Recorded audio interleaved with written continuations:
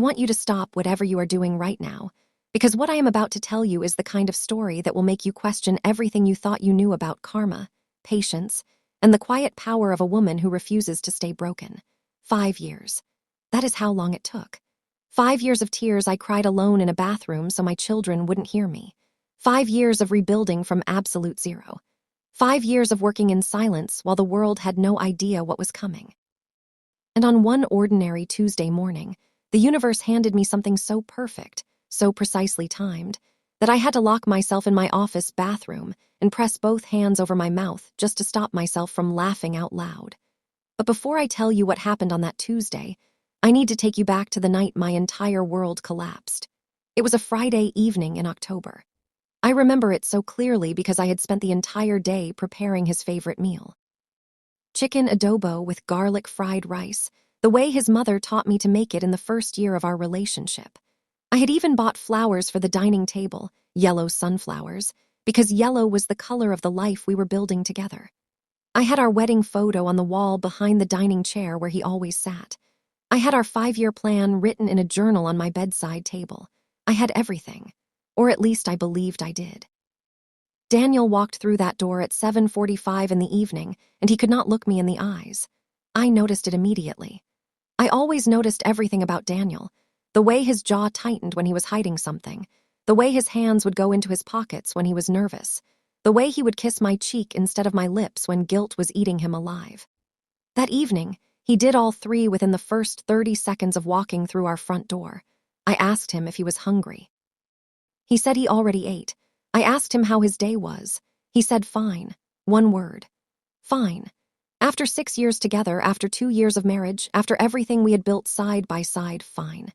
I sat down across from him at that dining table I had decorated with sunflowers, and I looked at the man I had given my entire 20s to, and I said, Daniel, tell me the truth right now. And he did. He told me her name was Vanessa. He told me she was the daughter of the owner of the investment firm that had recently started doing business with his company. He told me she was 26, which made her 3 years younger than me at the time.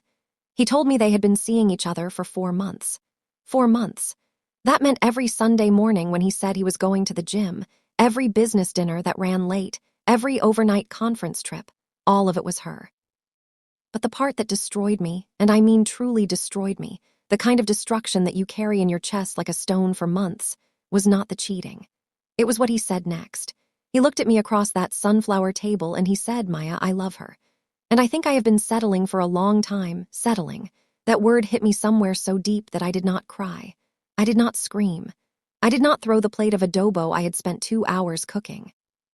I just sat there completely still while something inside me quietly turned to ice. I asked him what he meant by settling. And he had the audacity, the absolute nerve to explain it to me calmly, like he was presenting a business report. He said that Vanessa came from a different world, that her family had connections, that being with her meant a future that he could not access with me, that I was a good woman, but I was not the kind of woman who could elevate his life. I was a marketing associate earning a modest salary. I had put him through the last semester of his MBA by taking a second job on weekends. I had paid our rent for 4 months when his company went through restructuring, and he lost his performance bonus. I had ironed his shirts, supported his dreams, believed in him on every single day that he did not believe in himself. And he sat across from my sunflowers and told me I could not elevate his life. He moved out that same weekend. 3 suitcases and a box of books. He left the wedding photo on the wall because he said he did not want to take anything that would hurt me, as if the photo was what was hurting me. The divorce was finalized 7 months later. He married Vanessa 14 months after that. I saw the photos on social media, a garden wedding, fairy lights, a designer dress. Her father gave a speech about how Daniel was like the son he never had. I stared at those photos for 40 minutes, and then I deleted the app from my phone, and I made myself a promise. I was going to become someone he never saw coming. Now I need to be honest with you about what the first year looked like, because this story is not a fantasy. It is not a movie where the woman wakes up the next morning looking flawless and walks into a corner office. The first year was ugly. The first year was me eating instant noodles for dinner 3 nights a week because I was saving every extra pace for a night business course I had enrolled in. The first year was me crying in my car outside the office building before going in because I was terrified of failing. The first year was me calling my mother at midnight because the silence of that apartment was so loud it was suffocating. But I kept going. I completed my marketing management certification. Then I took a digital strategy course online. I volunteered for every single difficult project at work that no one else wanted to touch. I stayed late. I asked questions. I studied industries. I built relationships with people in departments above mine. I treated every Monday like it was an audition. In my second year, I was promoted to senior marketing associate. In my third year, I led a campaign that brought in the biggest client our division had seen in 5 years. My director noticed. The VP noticed. I noticed them noticing, and I worked even harder. In my fourth year, I was offered a role as marketing manager. I said yes before he finished the sentence. And then, in the first month of my fifth year, the company announced that we were acquiring a smaller firm, a business development and partnership consulting company. The acquisition was smooth, professional, and completed quietly. New staff would be integrated into our departments. I would be overseeing the incoming marketing and partnerships team as their direct line manager. I received the list of incoming staff on a Monday afternoon. I was eating lunch at my desk. A sandwich, sparkling water. Nothing remarkable about that moment at all until I scrolled down that staff list and my eyes landed on a name that made my sandwich turn to cement in my throat. Daniel Reyes, Business Development Associate. Incoming. Reporting to the Marketing and Partnerships Manager. Reporting to me. I put my phone face down on my desk. I pressed both hands flat on the surface. I breathed in through my nose and out through my mouth exactly the way my therapist had taught me 2 years earlier when I was still learning how to manage the anxiety that the divorce had left behind. And then I picked my phone back up and I read his name one more time just to confirm that I was not imagining it. I was not imagining it. Now I want to be very careful here because I know what you are thinking.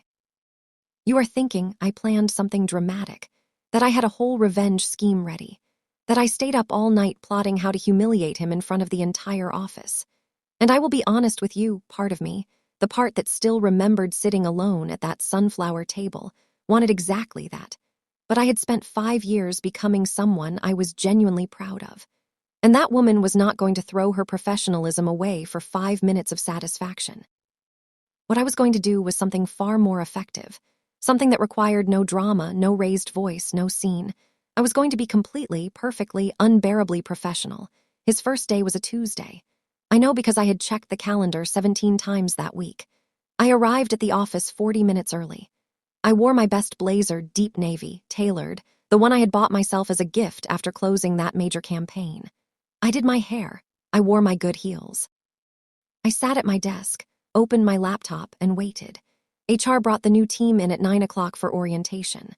I was asked to welcome them and introduce myself as their manager before the full onboarding session began. I walked into that conference room with my notebook and my coffee, and I stood at the head of the table, and I looked at each new face one by one until I reached the end of the row. And there he was. Daniel looked different. Not bad, but different. The confidence he used to carry everywhere had softened somehow around the edges. He was wearing a suit that needed pressing. He had a little more weight around his jaw. And the moment he looked up from his onboarding folder and his eyes met mine, I watched the color drain from his face so completely and so quickly that the woman sitting next to him actually turned to check if he was all right. I smiled. A calm, professional, completely controlled smile. "Good morning, everyone," I said. "My name is Maya Santos. I am the Marketing and Partnerships Manager here, and I will be your direct line manager going forward. Welcome to the team." I watched him swallow. I watched him look down at his folder and then back up at me like he was trying to calculate whether this was real. I moved through the introduction smoothly. I outlined team expectations. I explained reporting structures. I talked about our current campaigns and what the integration timeline would look like. I was warm to everyone in that room. I made eye contact with everyone equally. I treated Daniel with the exact same professional courtesy I gave every other person at that table, which was, in its own way, the most powerful thing I could have done, because it told him clearly that he was not special. He was not a chapter.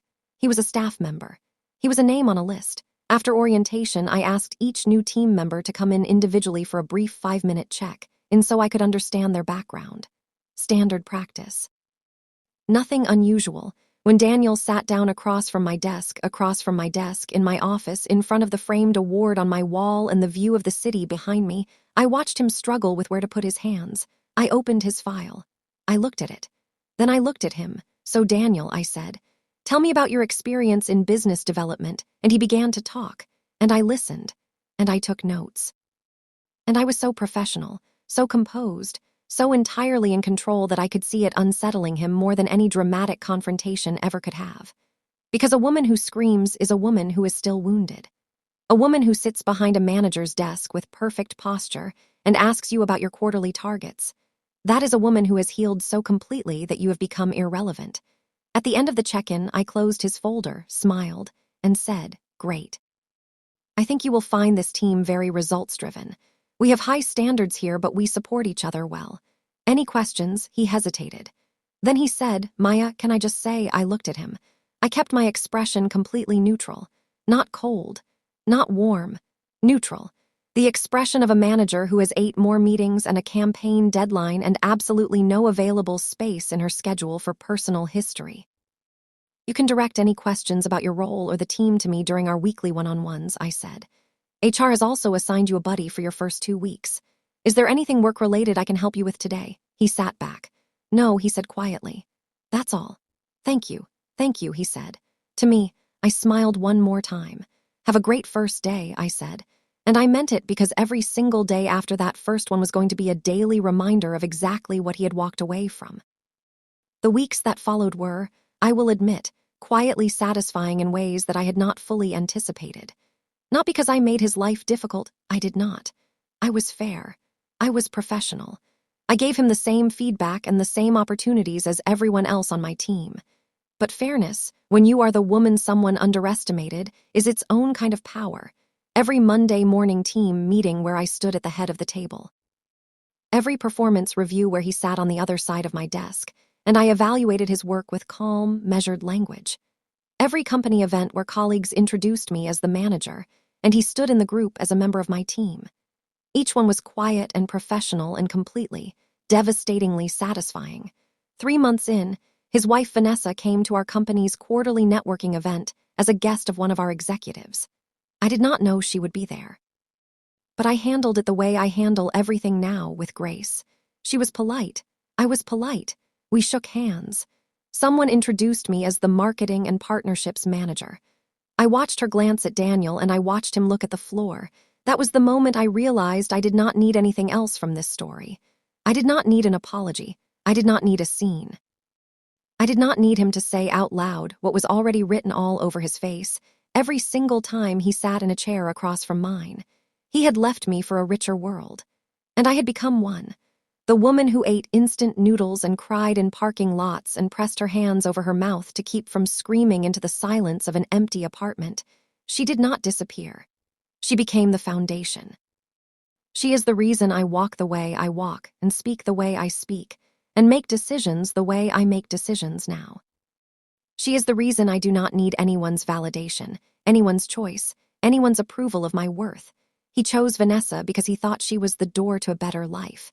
And maybe she was, for a while. But the woman he left behind, the one he called settling, built her own door. And then she built the whole building around it. I still have that journal with our 5-year plan in it.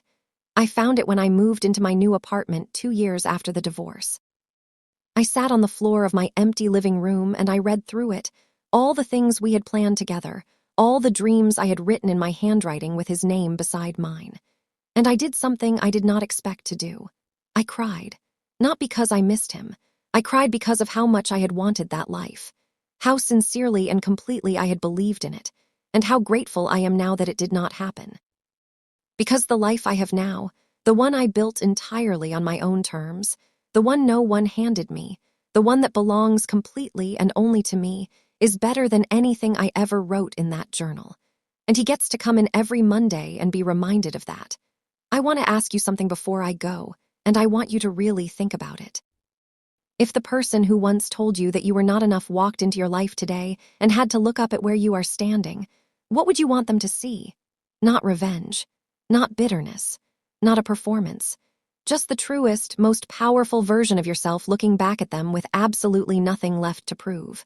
Because that, That right there is the only ending worth working for.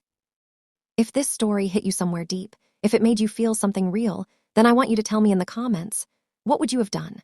Would you have stayed professional like Maya? Or would you have made that first day a little more memorable? Tell me honestly. And if you have ever had a moment where life handed you your own version of that Tuesday morning, share it. Because this channel is a safe space for every woman who chose to rise instead of break. Subscribe to Revenge Stories PH. Because every week we bring you a new story of women who refuse to stay down. And trust me, you do not want to miss what is coming next.